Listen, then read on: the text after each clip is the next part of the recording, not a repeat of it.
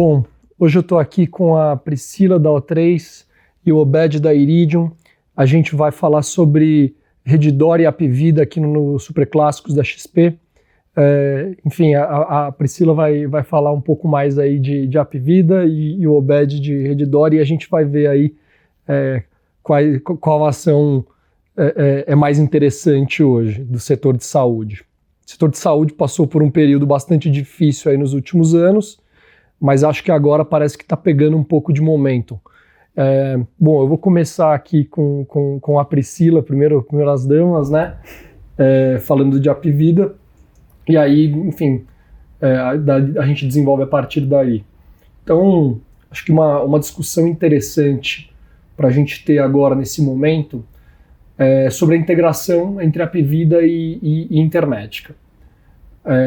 Entender um pouco qual que é a sua visão sobre como as coisas estão caminhando e o que você espera para os próximos trimestres para sustentar aí a sua preferência por esse papel.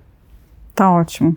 Obrigada pelo convite, né? É um prazer poder discutir, né? Acho que é um setor que está em destaque nesse momento, porque eu acho que o setor como um todo parece estar num ponto de inflexão muito favorável. Então, independente de eu gostar de Hapvida, eu também gosto um pouquinho de Redditor, porque eu acho que tem muita coisa acontecendo no setor. E acho que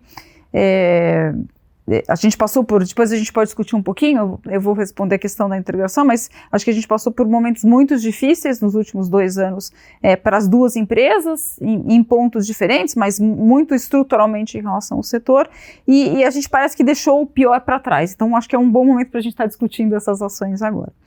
A gente, tentando explicar um pouquinho, puxando a história e contextualizando o que está acontecendo agora, né? A gente tinha 2 grandes players desse setor de saúde, que era, Hapvida e a Intermédica. Hapvida mais focada nas regiões Norte e Nordeste, GNDI mais focada no Sul e Sudeste. E no começo de 2011 elas anunciaram a fusão entre as duas companhias. Com uma pequena diferença, apesar das duas operarem em regiões diferentes, Hapvida é uma empresa mais verticalizada. O que é uma empresa verticalizada, para quem não conhece muito no detalhe, é uma empresa que comercializa o plano de saúde, e a maior parte desses planos de saúde são utilizados na própria rede hospitalar e de clínicas e de médicos da própria Hapvida. Então você tem uma série de vantagens, a gente pode depois discutir vantagens e desvantagens de cada um dos modelos. Hapvida mais verticalizada que a GNDI, mas muito complementar. Existia uma expectativa muito grande, o setor estava indo muito bem quando elas anunciaram essa fusão. Existia uma expectativa muito grande sobre sinergias, né, dessa fusão.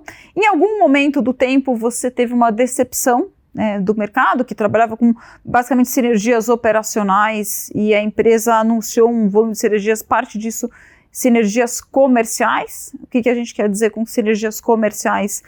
Quando mais ou menos 75% dos planos, de Hapvida e GNDI juntas são planos corporativos. Quando você vai comercializar para uma empresa um plano corporativo, se você está falando de uma empresa que tem operações numa escala nacional, é muito importante que essa empresa tenha cobertura nacional. Então esse foi o grande game changer, vamos dizer assim, da fusão das duas companhias, poder acessar grandes empresas, grandes corporações que operam nacionalmente.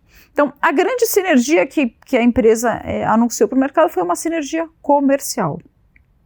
Essa fusão, toda grande incorporação, toda grande fusão, ela tem um processo de digestão mais lento, e foi isso que aconteceu também nesses últimos meses.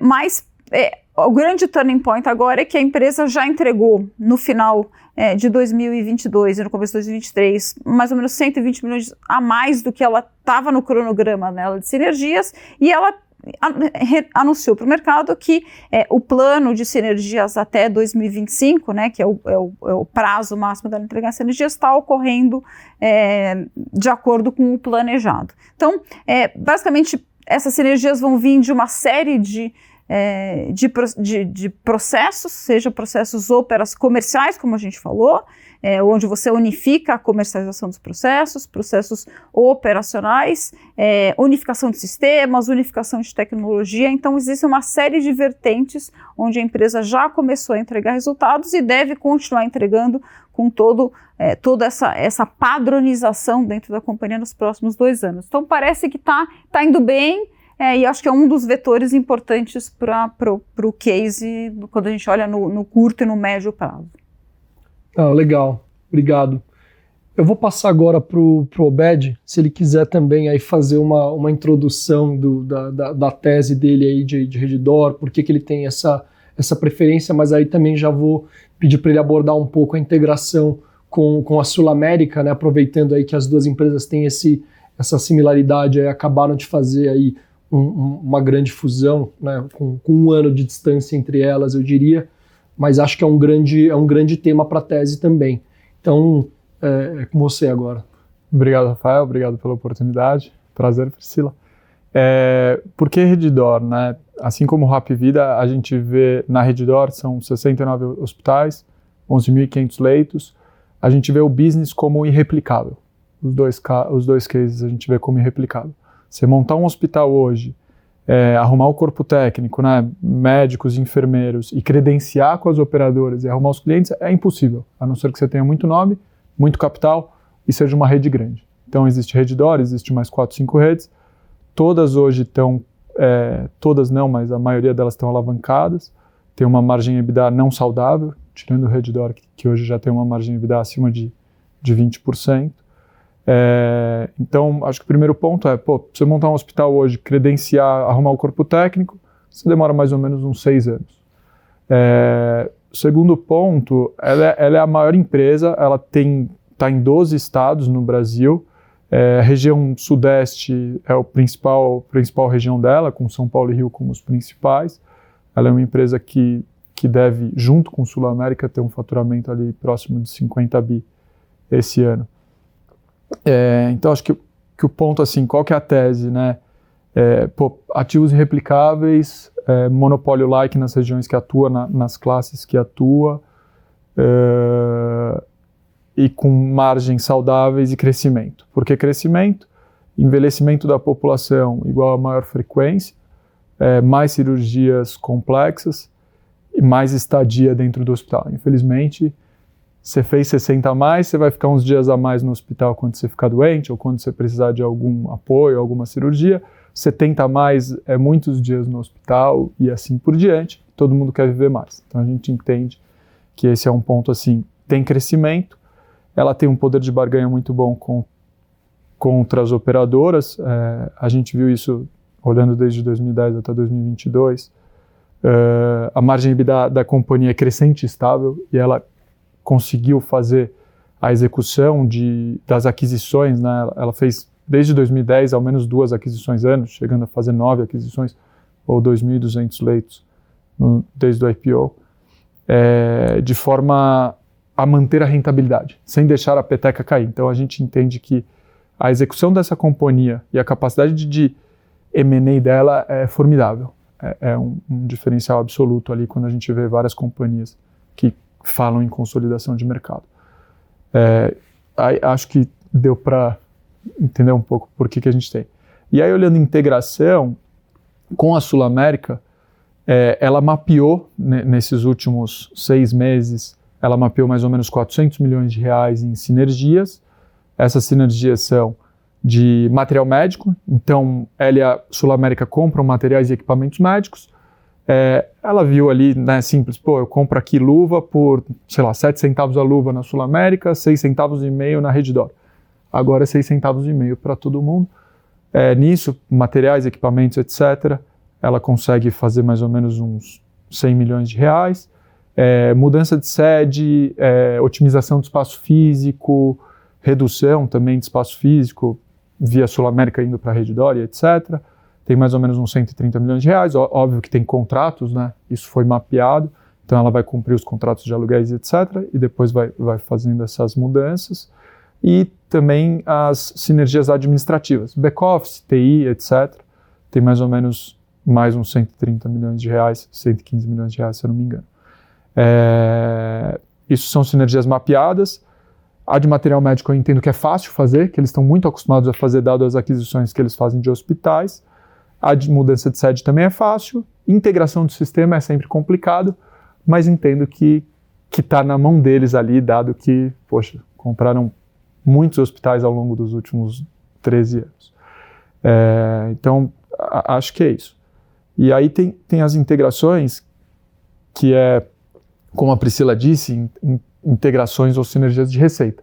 Mas se você quiser, eu posso falar depois. Acho que pode seguir, a gente já aborda esse tema. Tá. Sinergias de receita, né? O que ela pode fazer junto com a Sul América? Eu não vou falar que ela verticalizou a operação, que ela não verticalizou, acho que a Hapvida sabe fazer isso e a Redditor e a Sul América ainda não, talvez um dia, quem sabe. Mas a Sul América, ela pode entrar com produtos direcionados a criar sinistralidade para a Redditor, né? A sinistralidade da Sul América ser direcionada para a Redditor. Então eles fizeram 2 produtos assim, um em Aracaju recentemente, e aí nem foi um produto novo que eles estavam pensando, foi mais um descredenciamento da Unimed Aracaju, e aí a Sula recompôs essa base de beneficiários com um produto similar, e fizeram um produto também em Fortaleza, que acaba criando uma base ali, e dentro da rede de hospitais da Redditor e com um preço mais atrativo, né? Você acaba diminuindo a rede, você acaba fechando algumas capacidades, criando um produto um pouco mais atrativo para o público, dado que a gente está numa situação de recomposição de preços, todo mundo, como a Priscila falou, o foco hoje é rentabilidade, né? E aí teriam outras sinergias, que poxa, Sul América vai repassar esse ano.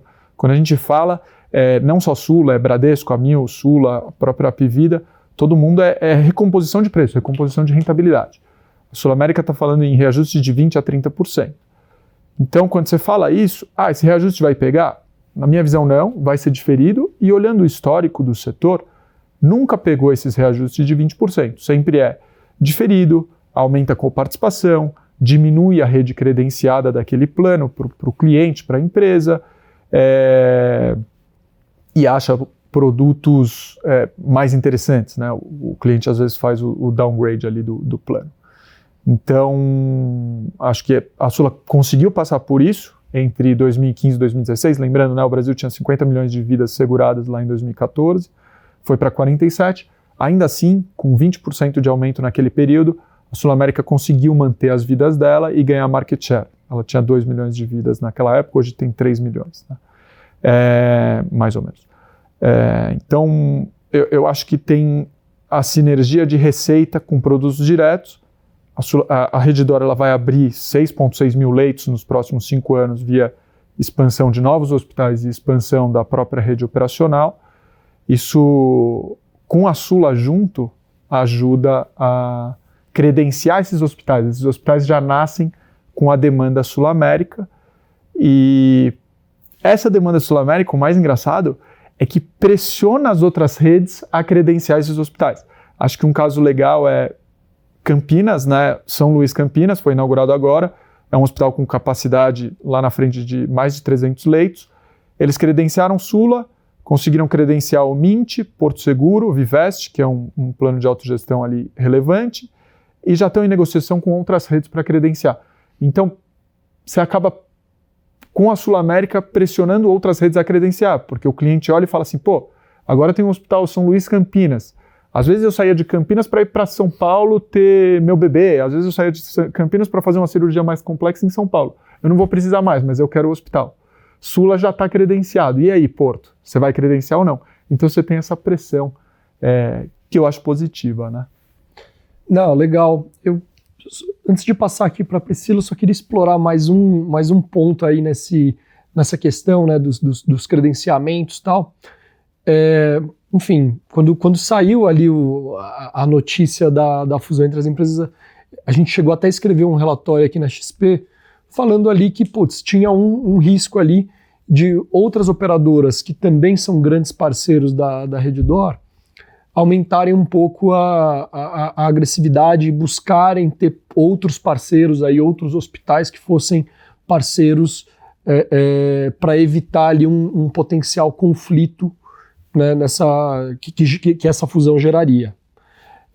Como é que você enxerga isso? Você falou um pouco que, tudo bem, está tendo um efeito contrário de trazer o Mint, de trazer Vivest, de trazer esses outros players para credenciar o Hospital de Campinas, mas você não acha que em algumas praças onde tem uma disponibilidade de rede maior, São Paulo é um bom exemplo, outras operadoras que são grandes parceiros da Redditor não podem se sentir um pouco mais ameaçadas e tentar fechar ali um pouco o mercado delas para a Redditor? Eu concordo. Eu acho que é região a região, né? Como é um ativo que eu diria quase monopólio-like, você quer estar próximo do hospital, você quer estar próximo de uma clínica de diagnóstico, de uma necessidade de pronto atendimento, eu concordo. E aí, como que eu vejo, né? A gente fez esse teste em Campinas, né? A gente só viu esse teste empírico por hora em Campinas. Mas quando você olha São Paulo e Rio, quando você olha os hospitais premium, a Redditor, ela tem um market share muito relevante. E aí, lembrando, a Sula, 60% da receita da Sula é São Paulo, 20% mais ou menos é Rio, então mais de 80% da receita de Sula vem de São Paulo e Rio também. Então, eu acho que hoje, né, o jogo está dentro de casa. Porque o cliente, ele olha a marca, vamos supor a marca São Luís, que eu acho que em São Paulo é uma marca forte, ele olha lá e ele fala assim, eu quero que eu quero ter a possibilidade de ir no São Luís. E no Rio, eu quero ter a possibilidade de ir na Redditor. Então, acaba que os planos não têm muita saída. Eu vejo dessa forma. Mas com certeza você tem razão. Em regiões em que ela não tem um market share relevante, em regiões que tem disponibilidade num raio ali decente para as pessoas que optam por esses planos, as operadoras se sentindo, vamos supor, o Bradesco se sentindo ameaçado, ele pode fazer um produto que exclua ali os hospitais da Redditor. Isso ainda não aconteceu, mas poderia acontecer, um produto mais barato e etc. O que a gente está vendo por hora é o contrário. Então, por enquanto não há esse sinal, mas eu concordo que em regiões onde a Redditor não é tão relevante, possa acontecer. Não, tá certo. Mas aí tem a questão, né? A Redditor lá atrás, a Mil descredenciou ela foi lá, descredenciou a Mil teve que voltar atrás. Então, o Bradesco retalhando, a Redditor poderia retalhar o Bradesco em São Paulo, que é um perigo. Então, eu acho que é um jogo complexo. Eu acho que não acontece, tá? Mas, sendo sincero, pode sim acontecer. Não, excelente ponto. Eu acho que esse caso aí da Mil foi bem icônico mesmo, né, no Rio de Janeiro, principalmente, que a Mil era muito grande, a Redditor era muito grande. A Redditor é muito dominante no Rio de Janeiro, né? Então acho que lá realmente não dá para ter essa briga lá. Bom, voltando aqui para Priscila, você chegou a comentar um pouco, né, por alto aí, tem as sinergias comerciais da Apvida, mas ao mesmo tempo a gente está vivendo um momento de alta sinistralidade, né? Então quer dizer, tem um desencontro ali entre o que é preço e o que é custo de atender cada paciente ali dentro da rede. Isso tem acontecido para o mercado como um todo, não é exclusividade da Apvida, mas a gente tem visto na Apvida também esse indicador veio piorando até o final do ano, mostrou alguma melhora no começo desse ano, uma melhora pequena, mas uma melhora. E a empresa tem comunicado cada vez mais que o foco dela, a partir desse momento, ele passa a ser muito mais em rentabilidade e menos em trazer novos beneficiários. Eles já têm quase 1/5 do mercado de planos de saúde no Brasil, de fato. Agora precisam rentabilizar melhor essa base, mas você não acha que essas duas coisas, né, tem as sinergias comerciais, quero vender plano de rede nacional, quero crescer base, ao mesmo tempo que eu tenho que subir meus preços de forma mais agressiva para conseguir melhorar minha margem, não existe um risco de para frente essas coisas se desencontrarem e eventualmente não trazerem o resultado que é esperado? Acho que as coisas já são descasadas, né? Acho que puxando um ponto, só para finalizar a discussão, né, do OBED Redditor, acho que cabe aqui contextualizar que Hapvida, ela opera numa outra camada da pirâmide do que Redditor, né? Então toda essa discussão de se é o hospital X ou Y, ela não cabe porque Redditor está operando no topo da pirâmide dos planos de saúde, com clientes mais sofisticados, planos mais sofisticados que buscam aquele produto, aquele hospital, né? Hapvida trabalha exatamente no oposto da pirâmide. Então a proposta da Hapvida, desde que ela foi criada na década de 70, foi de oferecer produtos acessíveis para os clientes. Através do quê? Através, basicamente, dessa operação verticalizada, que é a utilização da rede própria, né? Então, contando o que aconteceu com a sinistralidade. A sinistralidade nada mais é do que a utilização do plano de saúde sobre o quanto ela recebe do ticket, né? Quanto ela cobra por aquele plano de saúde. Então, a gente teve uma questão estrutural do que aconteceu do Covid. Então, durante o Covid, as pessoas pararam de fazer cirurgias eletivas, de ir no médico, de fazer exames, e você teve um represamento de tudo isso que culminou em 2022 numa explosão da sinistralidade. Então, a gente está dizendo que em 2022, a sinistralidade do sistema foi a maior sinistralidade dos últimos 25 anos. Então, assim, na média, né, a Hapvida Intermédica tinha uma sinistralidade histórica na faixa de 80%, fechou 2022 com 87%.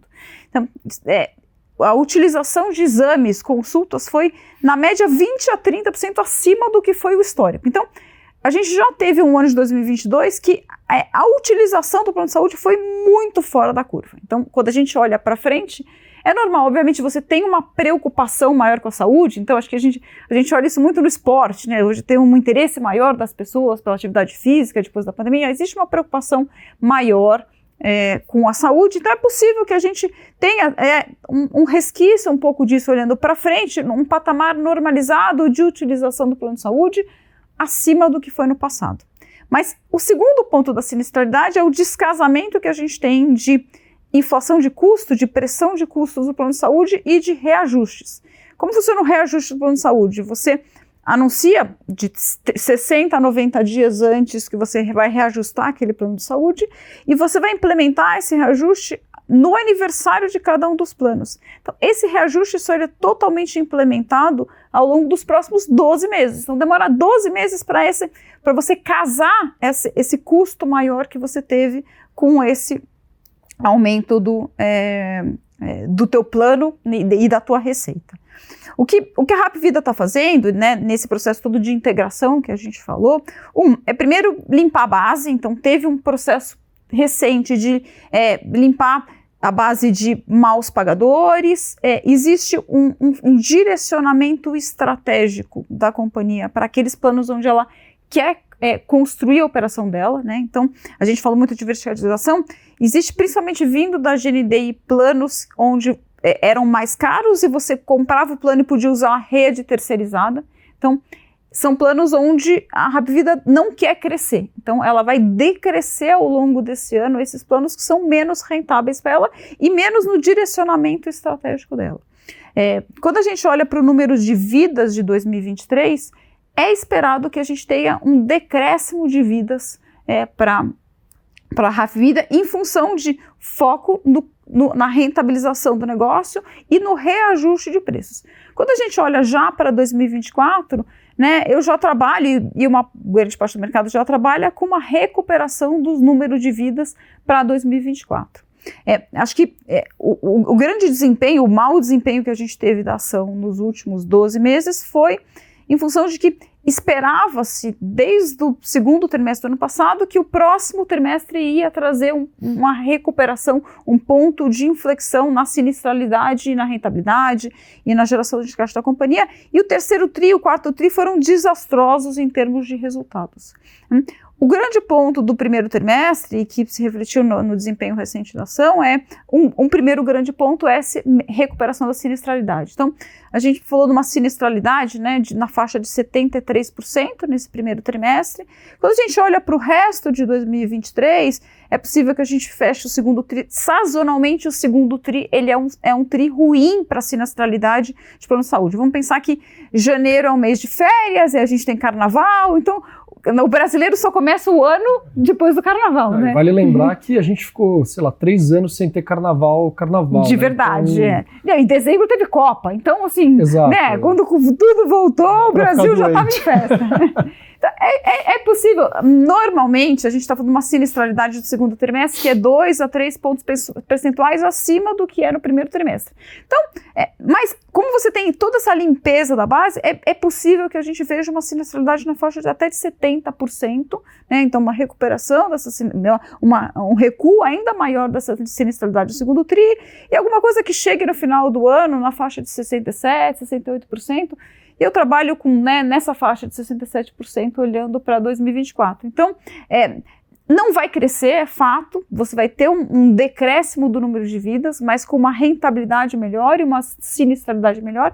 E num processo onde a empresa também se desalavancou, então vamos lembrar que a gente teve, além de toda essa turbulência que a gente teve nesse contexto de saúde, esse descasamento, a gente teve taxas de juros muito altas, numa empresa que estava muito endividada, que teve um problema de geração de caixa, que se alavancou muito, que um dos grandes pontos, a gente pode discutir isso, é o mercado questionar a solvência. Então, a empresa conseguiu, né, se desalavancar agora, injeção de capital, então essa parte também de despesas financeiras se aliviam e a empresa vai sofrer um processo de recuperação de margens que destrava valor nesse médio e longo prazo. Então, acho que o bottom line é que independente de a gente ter um foco em rentabilidade menos em crescimento, agora é mais importante para o investment case de Hapvida a redução da sinistralidade e a recuperação de margens para destravar essa rentabilidade de médio e longo prazo e destravar o valor da ação.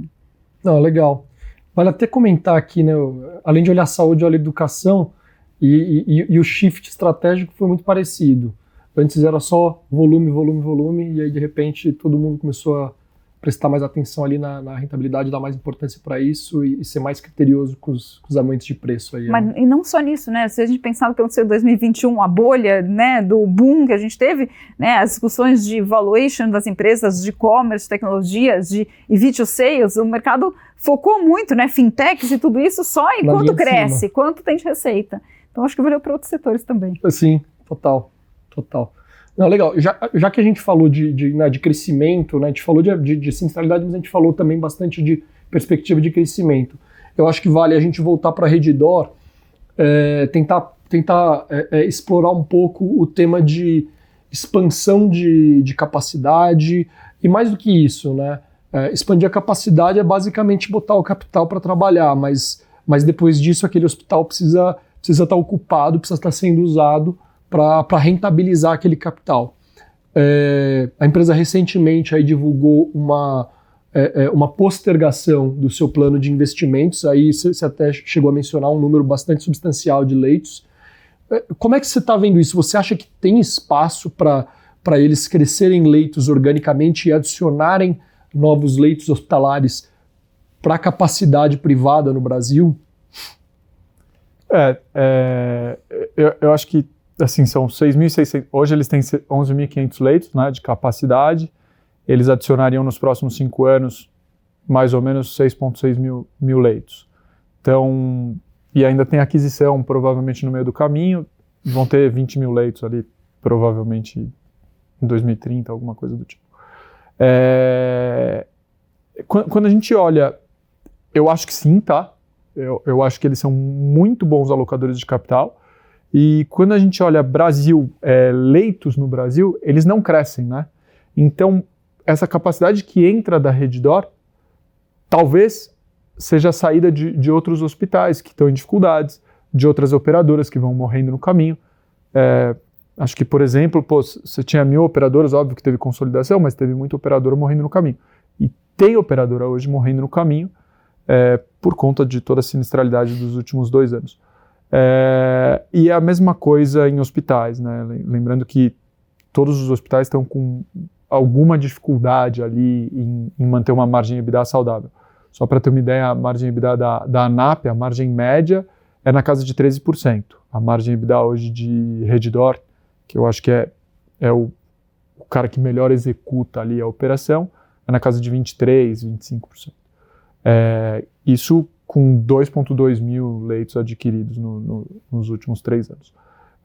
Então, Eu acho que sim, eu acho que eles não fizeram isso à toa, tem demanda, e eles têm hoje a Sul América junto, que credenciando esses hospitais, pressiona outras operadoras a credenciar, pelo menos essa é a nossa tese, né? É algo que, testando empiricamente, parece funcionar, a gente vai ter mais certeza à frente, e acho que o mais importante, desses 6,6 mil novos leitos, 4.500 vem de expansão orgânica. O que é expansão orgânica? Expansão dentro de hospitais já operacionais, né? São hospitais que já operam. O famoso brownfield. Né? É o brownfield, E 2.000 leitos vêm de novos hospitais. Então, acho que olhando para o famoso brownfield, para a expansão dentro dos hospitais que já operam, eles têm muito mais cor ali, muito mais granularidade sobre se tem demanda ou não. Então, dado que eles estão pondo esse plano para trabalhar e falando sobre 4.500 leitos brownfield, eu acredito que sim. Os 2.000 leitos greenfield, eu tenho, obviamente, como todo mercado tem dúvidas, eu imagino que eles têm muita granularidade para soltar isso, mas eles postergaram o plano. E aí, em linha com o que a Priscila falou, poxa, as empresas hoje estão focando em rentabilidade. A Redditor não é uma empresa pouco endividada, né? Ela carrega 15 bilhões de dívida, tem uma dívida líquida EBITDA de 2,7 vezes. Eles postergaram em 24, eles tinham mais ou menos 4,5 bi ali de capex de expansão. Diminuiu para algo como 2,3. E 2025 diminuiu mais ou menos 1 bi também. Então são 3 bi que você deixa de gastar ali, você também posterga a receita, mas nesse período de custo de capital muito alto, em que o sistema todo está um pouco atrapalhado e vive um ponto de inflexão, mas ainda atrapalhado, eu acho que é uma notícia bem-vinda e positiva. Eu acho que um exemplo legal no passado a Smart Fit revisou o plano de expansão dela, né, e abrir menos academias, e todo mundo viu como positivo. Falou, pô, beleza, esse cara vai gastar menos dinheiro, ele vai ser mais disciplinado em capital. Acho que é mais uma questão. No custo de capital atual, você tem que ser muito disciplinado, o ROIC tem que ser muito alto para você acelerar a expansão, né? Então, acho que eu tô acreditando no plano, principalmente por 70% desse plano ser brownfield.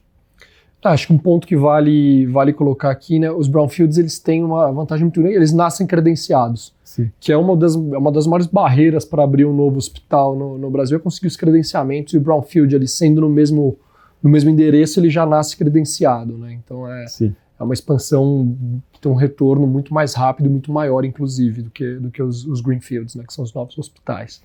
O retorno sobre o capital investido do brownfield é muito melhor, né? Sim. Assim, o capex do greenfield, pô, você demora todas as licenças, preparação, criar corpo técnico, demora muito, maturação. O brownfield é muito rápido. Você pôs o leito ali, só... Tem uma parte da infraestrutura que você tem que investir no greenfield ali que custa e você não ocupa, né? Não é leito. No brownfield você já mais ou menos tem aquilo ali, então, assim, é de fato um retorno muito mais alto. Campinas é um bom exemplo, né? São mais de 300 leitos, se eu não me engano, estão funcionando 160. Quer dizer, nos próximos 2 anos, provavelmente, eles vão pôr mais 80 e depois mais 80 para trabalhar. Fica lá, você fez o CAPEX, mas você ainda não começou a monetizar aquele investimento. Então, realmente, o greenfield é um pouco... Nesse setor, assim, tem que ser corajoso. Por isso que eu acredito que vai dar certo. Porque talvez falte hospital, falte leito no Brasil. Seja o contrário, são poucos os grandes investidores ali em hospitais privados. Tem muito capital para gastar e poucos têm a capacidade. Legal. A Hapvida, assim, tem capacidade ociosa também, né? A Hapvida tem, principalmente na região sul, tem 2.500 leitos ociosos disponíveis que ele pode crescer, expandir sem a necessidade do capex no curto prazo. Então também a Hapvida tem essa vertente também. Que aí teria também, né, um retorno marginal muito mais alto, muito obviamente. Mais alto, Não tem necessidade de capital. A gente começou toda essa discussão falando das fusões que as empresas fizeram mais recentemente, ou das maiores fusões, das maiores aquisições que as empresas fizeram recentemente.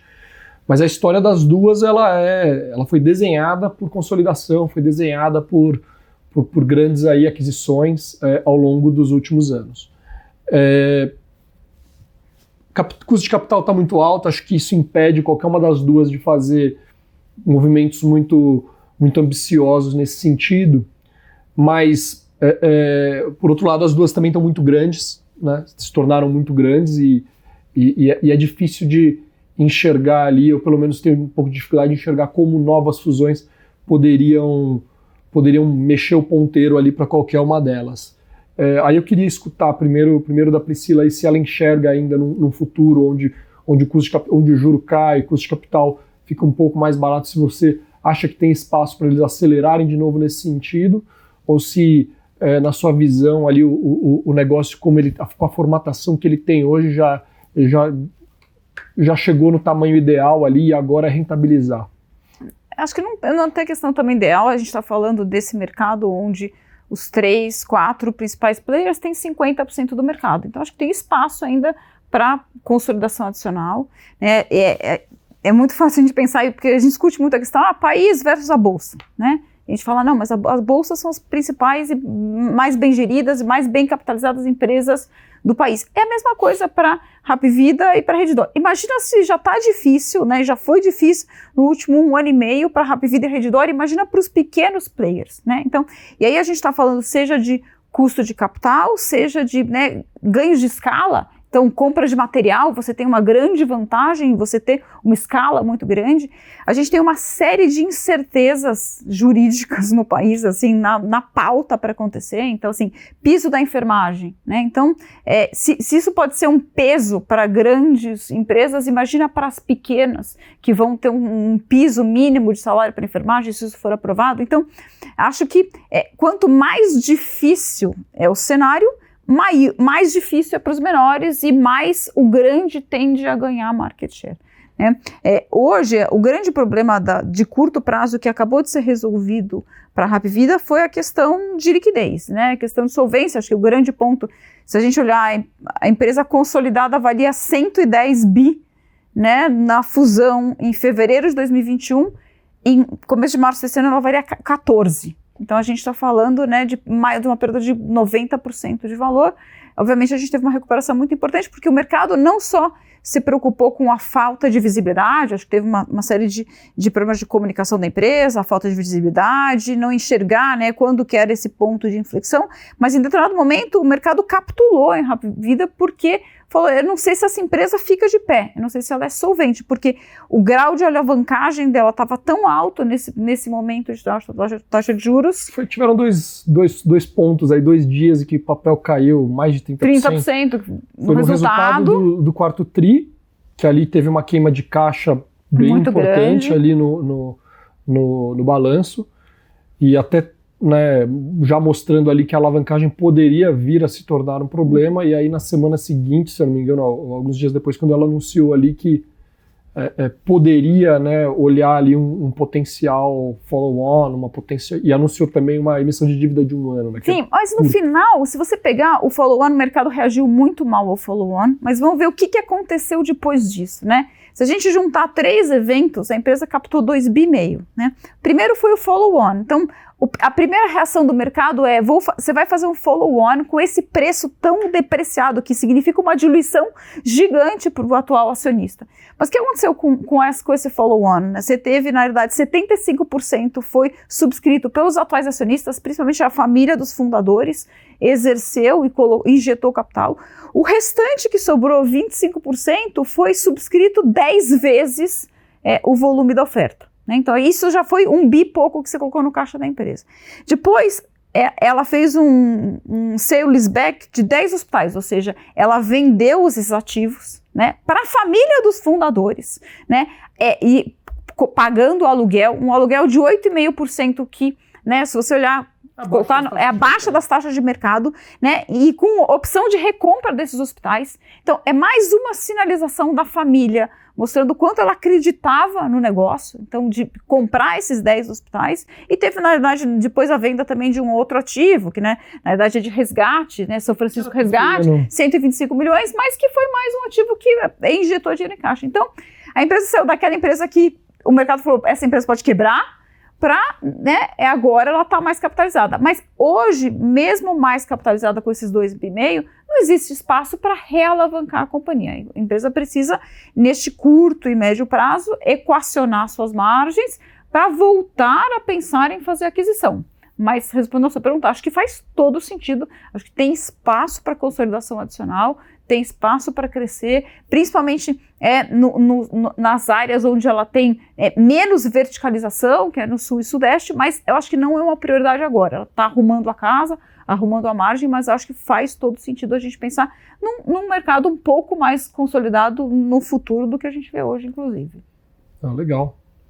E quero escutar do Obed aí como que ele enxerga esse mesmo tema para a Redditor. É um mercado mais fragmentado, né, o da Redditor ainda. É um mercado bem fragmentado, né? São 6.500 hospitais divididos em público, sem fins lucrativos e privados com fins lucrativos.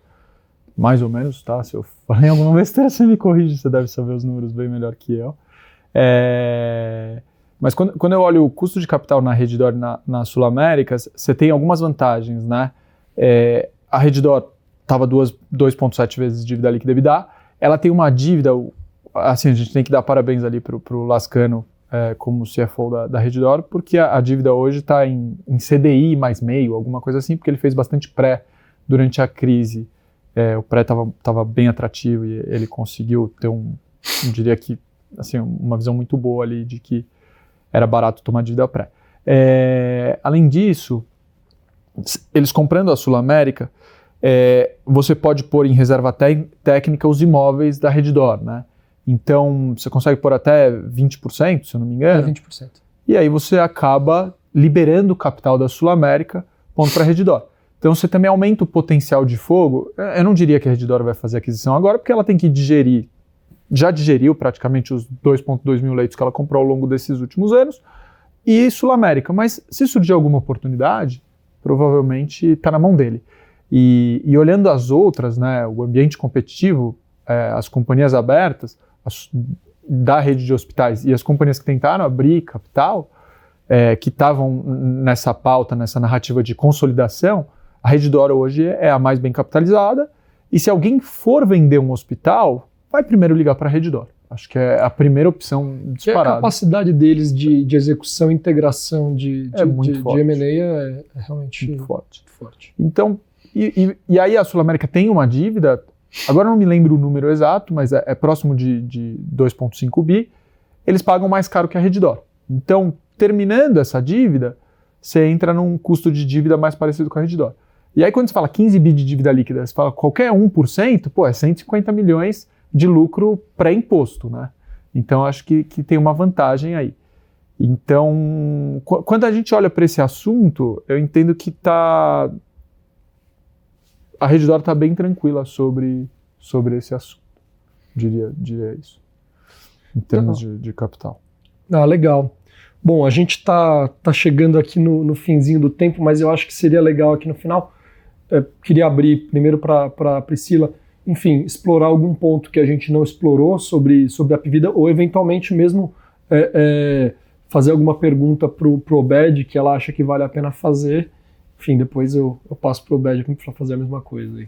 Acho que antes de eu fazer a pergunta, acho que vale a pena só comentar a parte de valuation que a gente não falou, né? Na verdade, muito se discute, né? Se a gente olhar do bottom, né? A ação já subiu mais de 100%, a Apvida. Só nos últimos 30 dias ela subiu mais de 40%, né? Mas primeiro vamos lembrar matematicamente que quando você cai você tem que subir muito mais, então a gente não pode se poluir. 70% para baixo da máxima. Exatamente, né? Acho que tem esse ponto, né?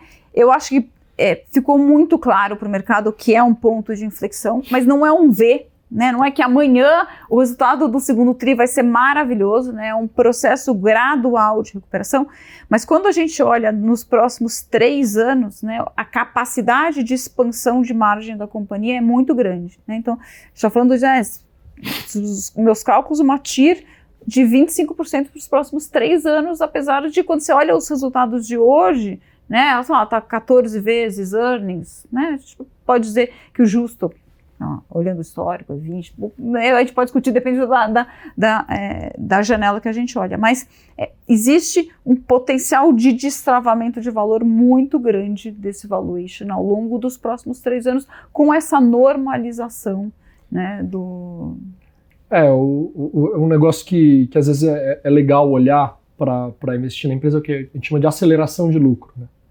E acho que a Apvida ela tem tudo alinhado para ter esse momento aí de aceleração de lucro, né?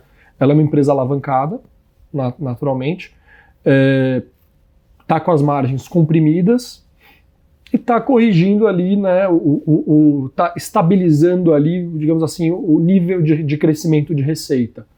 Então acho que essas três coisas empilhadas, elas convergem para ter uma aceleração de lucro muito grande. E aí é interessante até dizer, né, eu pelo menos quando eu olho uma empresa nesse momento, às vezes a gente começa a olhar, né, o múltiplo de preço por lucro, que eu acho que é o mais usual do mercado, e ele não diz tanta coisa. Ele não diz tanta coisa, porque você olha, o múltiplo de um ano à frente é X, o de 2 anos à frente é metade de X. Então, quer dizer, você tem o lucro crescendo tão rápido que você perde ali completamente o referencial de curto prazo. Não, isso tem aquele efeito de matematicamente, quanto mais alavancada a empresa é, né, do EV, né, valor da empresa, quanto maior é a dívida dela, menor é a capitalização de mercado. Então, o potencial de você multiplicar essa capitalização de mercado com a desalavancagem é muito grande. Então, quanto mais alavancada, maior esse efeito multiplicador sobre o preço da ação. Assim, até para quem não tiver tanta familiaridade, aí é um negócio olhando assim, né? Quando uma empresa tem vamos supor, uma estrutura de capital em que é 20% capital próprio, 80% dívida, uma redução de 1/5 da dívida significa um crescimento de mais de 50%. Se for 20/80 virar 70/30, o market cap tem que subir 50%. 50%. É isso aí. Então, assim, é muito... A alavancagem, quando a empresa está num ciclo de melhoria ali, começando a entrar num momento de inflexão, às vezes é até mais interessante do que pode parecer, né? Ela cria um potencial de retorno que é a alavancagem mesmo, né? O que o próprio termo quer dizer. E aí, bom, acho que... A Redditor também passou por um momento de baixa das ações, acho que todas as ações de growth, né? E o setor de saúde como um todo, questionando se o problema era conjuntural e estrutural, me parece que pós primeiro TRI de 23, todo mundo entendeu que é conjuntural, não estrutural, e que daqui para frente o momento operacional, óbvio, não é sempre melhor, mas é melhor, né? Ao longo do tempo, não é linear, mas é melhor ao longo do tempo. E olhando para a Redditor, é um pouco parecido com a Hapvida, ela tem uma dívida ali de 15 bi, então, se os juros cair, vamos supor, se Selic cai 1 ponto percentual, são 150 milhões a mais de lucro pré-imposto, tem o crescimento dos leitos, que a gente falou, e tem todas as sinergias de Sul América. A TIR, a taxa interna de retorno, né, o retorno anualizado que a gente enxerga nos próximos 3 anos para a Redditor, é acima de 20%, então isso faz a gente manter a nossa posição em Redditor. De fato, quando a gente olhava a Hapvida e Redditor, a gente enxergava na Hapvida uma taxa interna de retorno maior, mas a gente tinha um pouco receio do que seria o turnaround, então a gente preferiu, nos fundos de crédito, não sou eu que faço a gestão, é o Yannick, comprar a dívida da Hapvida, que estava pagando CDI mais 5, que é uma taxa também extremamente alta, né? São 18,75 hoje. Mas olhando tudo isso, a gente fala assim, e aí também parecido com Hapvida, não tão, mas Redditor já valeu R$80 a ação, hoje está na casa de 31. Não sei se o 80 estava certo, mas a gente acha que o 31, se o custo de capital for mais próximo de 13%, 14% ao ano, eu acho que o 30 tá errado. Tem bastante valorização aí, e a gente acho que tem um retorno anualizado maior que 20% ao ano nos próximos 3 anos também. Legal. Vocês têm alguma pergunta que a Pri gostaria de fazer para o Obed ou vice-versa? Talvez se preocupar, sim. Acho que a grande nuvem que tem, acho que no setor, é a questão de mudança, né, das regras do jogo no meio do caminho. O quanto o Obed se preocupa com isso? Eu acho que a legislação piora, está piorando, e entendo que é ruim para a Sula e bom para a Redditor. Então, se defende. Para as operadoras, eu acho que é sempre ruim. Imagina, poxa, a operadora faz um contrato entendendo que aquele contrato cobre certos tipos de tratamentos, certos tipos de medicamentos, e de repente no meio do jogo, ela fez o contrato, ela precificou aquele contrato, no meio do jogo incluem outros tratamentos que ela não precificou. E aí a sinistralidade dela muda completamente e vira um prejuízo. Aquele contrato que ela fez virou um prejuízo para ela e era para dar um pequeno lucro ou algum lucro. Então eu entendo que a legislação hoje é pior e infelizmente a nossa, assim, não parece que o governo entendeu o quão sério é isso na questão de proteger os contratos vigentes, eu diria. E até ultimamente.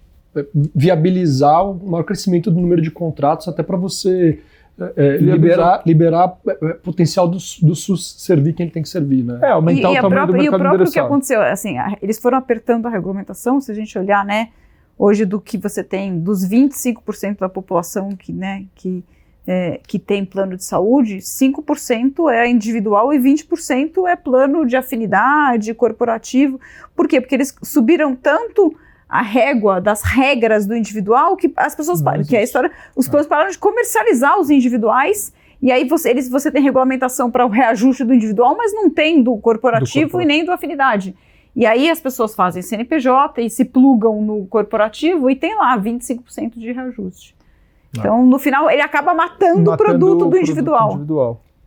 Praticamente matou hoje. Eu acho que as grandes redes, são poucos as operadoras que conseguem fazer o plano individual. Eu acho que são as verticalizadas. E outras verticalizadas, que têm essa capacidade. São as verticalizadas e acho que algumas Unimeds aí fazem também, mas de fato, assim, o mercado está na mão de planos corporativos, né? Ele é formado por planos corporativos, ou coletivos, né? Sim. Que aí os planos por adesão também tem algum... a gente tinha, assim, quando a gente olhou Hapvida e Redditor, um dos nossos medos era, talvez poluição com ruído, etc. Poxa, olha, tem mais de 10% de reajuste no individual. Será que vai ter ruído isso?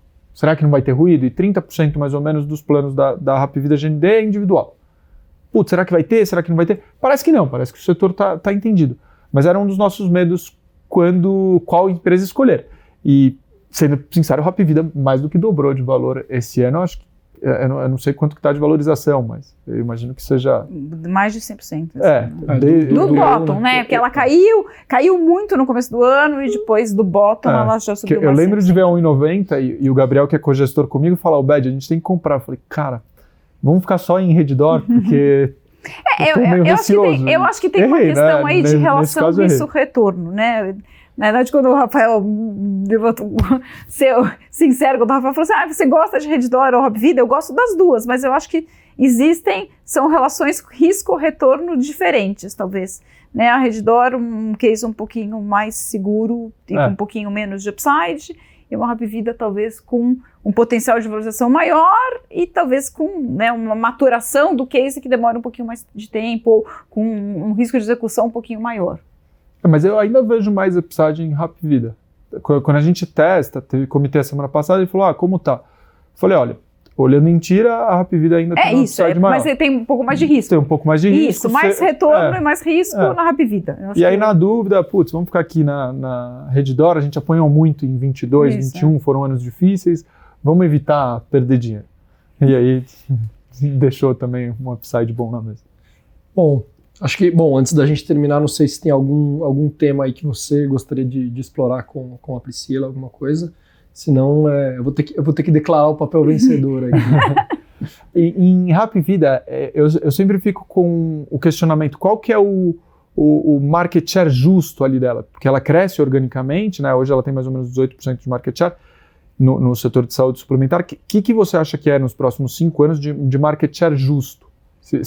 Se ainda tem bastante crescimento de vidas ou ela chegou num fair share? É que o grande crescimento dela agora vai vir das grandes corporações, né? Então, onde ela quer crescer menos desses planos onde você vende você usa redes terceirizadas e ela quer crescer nos grandes planos corporativos. Né? O crescimento, né, e a Hapvida discute muito isso, onde ela pode crescer em cenários favoráveis e em cenários desfavoráveis, né?